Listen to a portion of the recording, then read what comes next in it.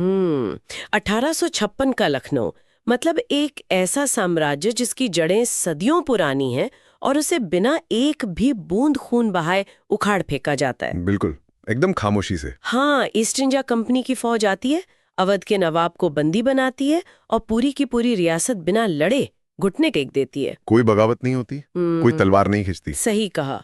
लेकिन इसी शहर के एक वीरान किनारे पर एक टूटी हुई मस्जिद के खंडर में दो रईस अपनी तलवारें निकाल लेते हैं। और वो भी एक दूसरे की जान लेने के लिए। और सबसे हैरानी की बात यह है कि उनका कारण कोई देशभक्ति या साम्राज्य को बचाना नहीं है। वो लड़ रहे हैं लकड़ी के एक छोटे से टुकड़े के लिए, मतलब शतरंज के एक मोहरे के लिए। देखिए, ये एक बहुत बड़ा विरोधाभास है। एक तरफ एक जीता जागता राजा बिना लड़े अपनी सत्ता खो रहा है, और दूसरी तरफ दो लोग लकड़ी के एक वजीर को बचाने के लिए अपनी जान दांव पर लगा रहे हैं। है ना?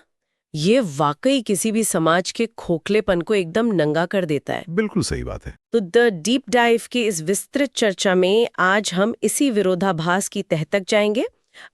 आज 22 अप्रैल 2026 है और आज का हमारा विषय भारतीय साहित्य की एक अमर रचना और एक युग के पतन की कहानी पर आधारित है। और इसके लिए हमने जो स्रोत जुटाए हैं वो बहुत ही विविध हैं। हाँ, जैसे मुंशी प्रेमचंद की मूल कहानी शतरंज के खिलाड़ी का विस्तृत पाठ है, और इसी कहानी पर आधारित सत्यजीत रे की 1977 की क्लासिक फिल्म का ऐतिहासिक विवरण है जो विकिपीडिया से लिया गया है। और एक बहुत ही दिलचस्प स्रोत है ज़ेनोडो से लिया गया एक अकादमिक शोध पत्र, जिसने मुझे सबसे ज्यादा चौंकाया। मतलब ये शोध पत्र प्रेमचंद के लेखन और फ्रांसीसी साहित्य के बीच एक बहुत गहरा संबंध स्थापित करता है। असल में जब इन सभी स्रोतों का हम एक साथ देखते हैं ना, तो ये सिर्फ एक कहानी नहीं रह जाती, ये एक पूरे युग के मनोविज्ञान का एक्सरे बन जाती है। बिल्कुल, और यही हमारी इस चर्चा का उद्देश्य भी है, ये समझना कि कैसे एक बोर्ड गेम का नशा एक पूरे साम्राज्य के पतन का रूपक बन सकता है। और ये भी कि कैसे एक भारतीय लेखक विदेशी साहित्य से प्रेरित होकर अपनी कला को निखार रहा था। तो चलिए इसे थोड़ा समझते हैं। उस 1856 के माहौल में चलते हैं। नवाब वाजिद अली शाह का शासन है, लेकिन पूरा लखनऊ एक अजीब सी खुमारी में डूबा हुआ है। हाँ, हर तरफ अफीम की पीनक है, चौराहों पर तीतरों और बटेरों की लड़ाइयां हो रही हैं, और हर घर के दालान में शतरंज की बिसात बिछी है। मतलब एक ऐसा समाज जो असलियत से पूरी तरह कट चुका है। यहाँ जो बात सबसे रोचक है ना, वो ये है कि ये सिर्फ मनोरंजन नहीं था, ये वास्तविकता से पलायन था, एक तरह की सामूहिक बेहोशी थी ये। एस्केपिज्म जिसे कहते हैं। बिल्कुल। जब सत्ता और संसाधनों पर बैठे जिम्मेदार नागरिक अपनी जिम्मेदारियों से मुंह मोड़ लेते हैं तो राज्य की दीवारें तो दरकेंगी। प्रेमचंद ने शतरंज को ही क्यों चुना? हाँ, ये एक अच्छा सवाल है। क्योंकि देखिए, इसमें पसीना नहीं बहता, इंसान घंटों एक जगह जड़ होकर बैठा रह सकता है, बाहर की दुनिया भाड़ में जाए उसे कोई फर्क नहीं पड़ता। बहुत सही कहा आपने। तो कहानी की गहराई में जाने से पहले इसके रचयिता के बारे में एक ऐसी बात करते हैं जो आमतौर पर अकादमिक चर्चाओं के बाहर सुनने को नहीं मिलती। आप उनके नाम बदलने वाले पहलू की बात कर रही हैं ना? हाँ, मतलब अध्ययन स्रोतों से पता चलता है कि उनका मूल नाम मुंशी प्रेमचंद था ही नहीं, वो धनपत राय थे। और उन्होंने अपनी शुरुआत उर्दू में की थी, नवाब राय के नाम से। बिल्कुल, लेकिन फिर ऐसा क्या हुआ कि उन्हें अपनी पहचान छुपानी पड़ी? असल में ये उस दौर की राजनीतिक घुटन को दिखाता है। नवाब राय के नाम से उन्होंने सोजे वतन नाम का एक कहानी संग्रह लिखा था। उसमें देशभक्ति की भावना इतनी तेज थी कि ब्रिटिश सरकार बौखला गई। लगभग 1908 की बात है। अंग्रेजों ने उस किताब की सारी प्रतियां जब्त करके जलवा दी। बाप रे, ये तो एक लेखक के लिए बहुत बड़ा आघात है। हाँ, और उन पर पाबंदी लगा दी गई कि बिना इजाजत वो कुछ नहीं छाप सकते। तो इसी पाबंदी को चकमा देने के लिए उन्होंने अपना चोला बदला और मुंशी प्रेमचंद बन गए। सही बात है। लेकिन मेरे लिए असली हैरानी की बात ये नहीं थी। एकेडमिक शोध पत्र से जो तथ्य सामने आया वो सच में अचरज में डालने वाला है। वो फ्रांसीसी साहित्य वाला तथ्य। हाँ, मतलब प्रेमचंद को हम भारत के गांवों, किसानों और मिट्टी का लेखक मानते हैं, लेकिन वो फ्रांसीसी साहित्य के बहुत बड़े प्रशंसक थे। बहुत बड़े प्रशंसक।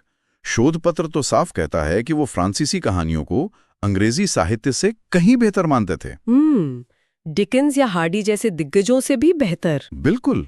देखिए, उस समय भारत में विदेशी साहित्य अंग्रेजों के जरिए ही आ रहा था, लेकिन प्रेमचंद को लगता था कि अंग्रेजी साहित्य एक नैतिक आवरण में लिपटा रहता है। अच्छा, मतलब एक तरह का मॉरल पर्दा। हाँ, जबकि मोपासा और बाल्जाक जैसे फ्रांसीसी लेखकों में एक बेबाकी थी।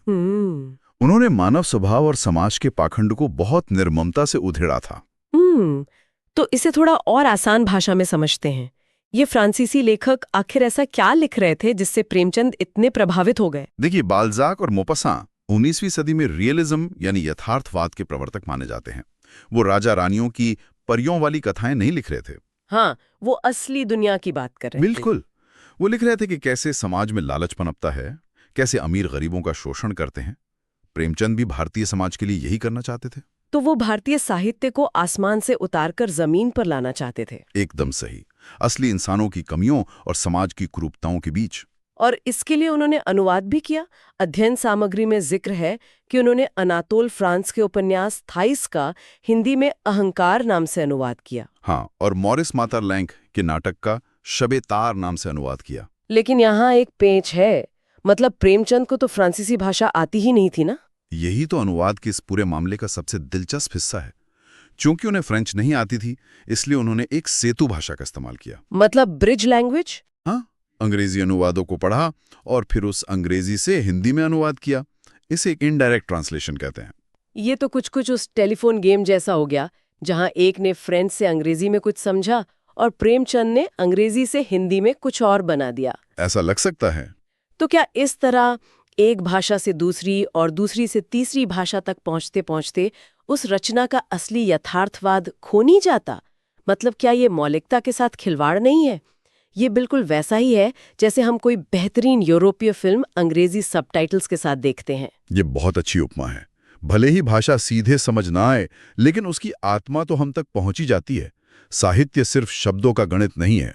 प्रेमचंद सिर्फ वाक्यों का तर्जुमा नहीं कर रहे थे, वो उस फ्रांसीसी यथार्थवाद को आत्मसात कर रहे थे। अच्छा, और शोध में एक और बात है कि शतरंज के खिलाड़ी पर भी एक फ्रांसीसी लेखक अल्फोंस दोदे की कहानी पार्टी दे बिलियर्ड्स की गहरी छाया है। हाँ, बिल्कुल। अपनी हारती हुई फौज की परवाह किए बिना बिलियर्ड्स खेलता रहता है, और शतरंज के खिलाड़ी में भी यही हो रहा है। तो क्या प्रेमचंद सिर्फ एक विदेशी प्लॉट की कॉपी कर रहे थे?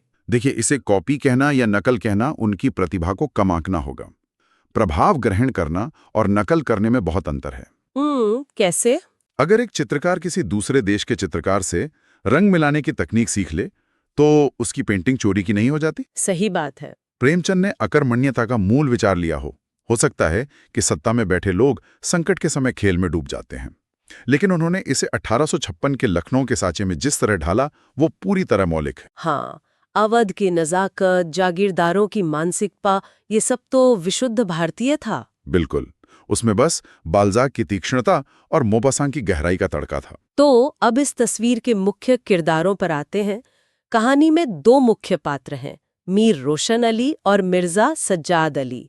दोनों अवध के जागीरदार हैं। और जागीरदार होने का मतलब है कि उन्हें कोई काम नहीं करना है, सब कुछ पुरखों की जमीन से आ रहा है। हाँ, लगान कोई और ला रहा है, किसानी कोई और कर रहा है, और ये बस ऐश कर रहे हैं। ये उस सामंती वर्ग के एकदम सटीक प्रतिनिधि हैं, जो पूरी तरह से परजीवी बन चुका था। पैरासाइट कह सकते हैं आप। सुबह उठकर नाश्ता किया और बिसात बिछाकर बैठ गए। हाँ, और ये देर रात तक चलता रहता था। और इनकी ये लत इतनी गहरी थी कि घर परिवार से कोई वास्ता ही नहीं था।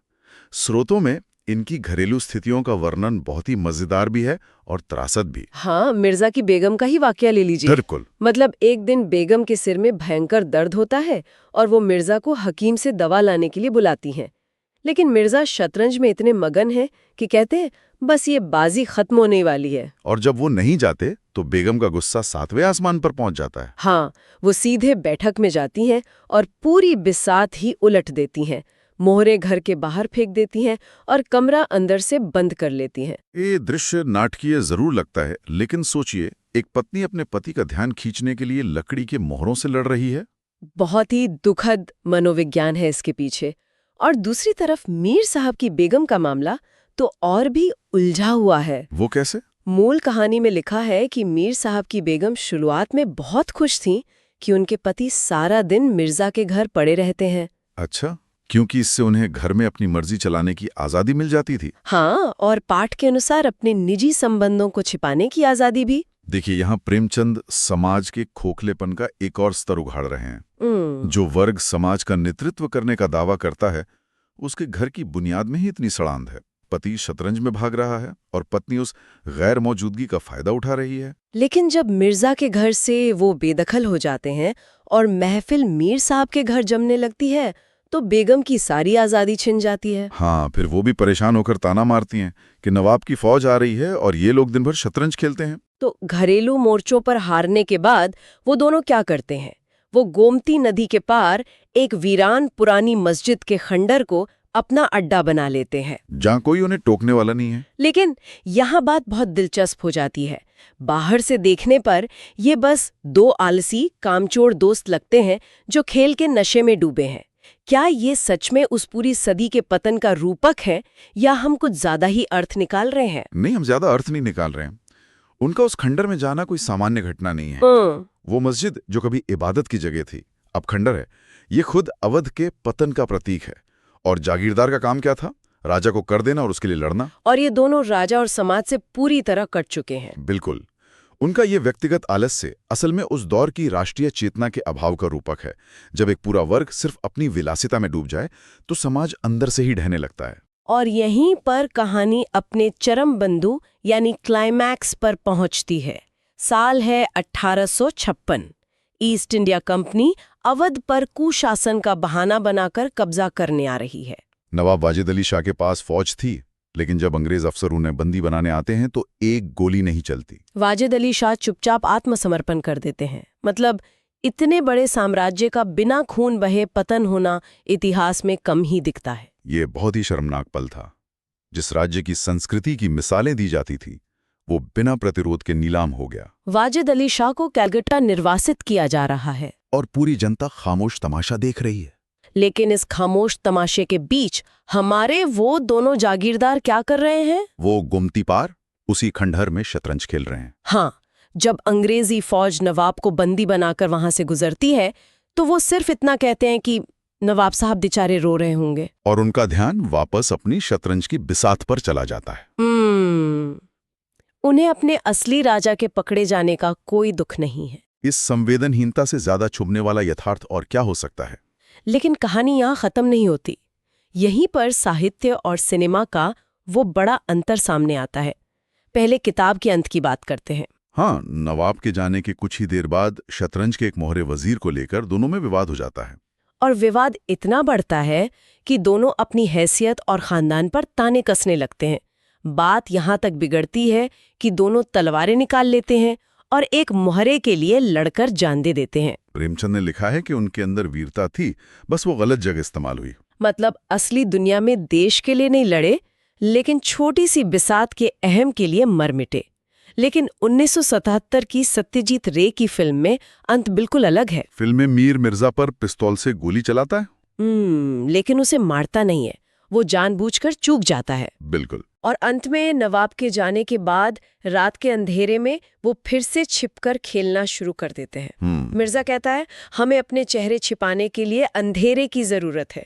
ये एक बहुत बड़ा बदलाव था। तो रे साहब ने इतने महान लेखक की कहानी का अंत क्यों बदला? जब साहित्य में वो मर जाते हैं तो फिल्म में उन्हें जिंदा क्यों रखा गया? ये एक बहुत ही महत्वपूर्ण विश्लेषणात्मक बिंदु है। देखिए, प्रेमचंद का नजरिया 1920 का दशक का था। वो अंग्रेजों के खिलाफ भारतीय समाज में सोए हुए शौर्य को जगाना चाहते थे। इसलिए उन्होंने दिखाया कि इनमें मरने मारने की ताकत तो है, बस दिशा गलत है। अच्छा, और सत्यजीत रे? ये फिल्म 1970 के दशक के आजाद भारत में बना रहे थे। उनका विश्लेषण ज्यादा निर्मम था।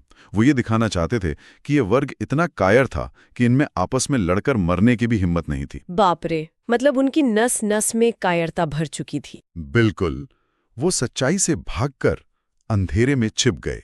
वो अपने ही बनाए एक झूठे संसार में लौट गए, जहां वो कम से कम मोहरों पर तो राज कर सकते थे। ये सच में झकझोर देने वाला विश्लेषण है। और इस पूरी चर्चा से जो बात उभर कर आती है वो ये है कि ये सिर्फ 1856 की कहानी नहीं है। हाँ, इतिहास हमेशा वर्तमान के लिए एक आईने का काम करता है। आज के दौर में जब सूचनाओं का ओवरलोड है, इतने बड़े वैश्विक संकट हैं, तो क्या हम भी किसी शतरंज में नहीं डूबे हैं? ये सोचने वाली बात है। आज हमारी बिसात डिजिटल है, सोशल मीडिया, फोन की स्क्रीन।